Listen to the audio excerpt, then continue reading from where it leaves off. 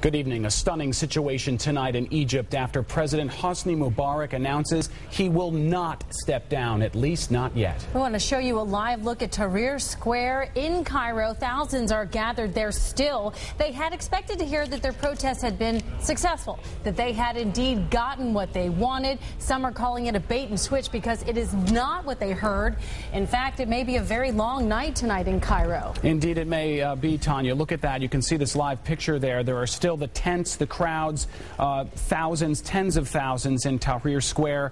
They are there demanding freedom and also demanding that Hosni Mubarak step down. What he did say in his speech is that he will be transferring some power to Vice President Suleiman, but he will not give up the presidency. Tanya? All right, thank you, Brendan. We are happy to have with us tonight the breaking news reporter for the Journal News and the Middletown Journal. He is a native of Egypt as well, Kareem El-Ghazar, joining us. Thanks so much, Kareem, for coming in. We should mention you used to work with us here at Channel 9.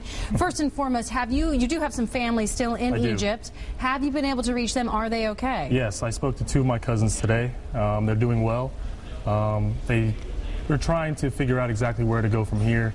I think President Mubarak's speech did little to satisfy their demands. Okay, that is the big question. What do they make? What do you make? As a man of Egyptian descent, what do you make of what he said tonight? In my humble opinion, I think that what he said is going to do very little to appease the people. Transferring power to a vice president or to one of his subordinates isn't really going to satisfy the demands of the people.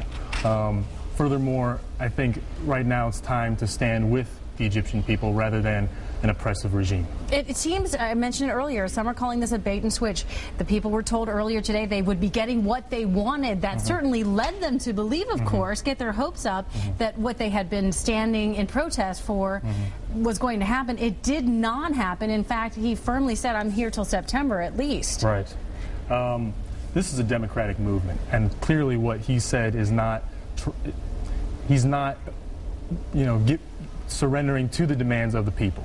The people want something similar to like a Turkish-style government where it's secular, where people can freely exchange ideas, can freely express themselves, and obviously this is not exactly what they wanted.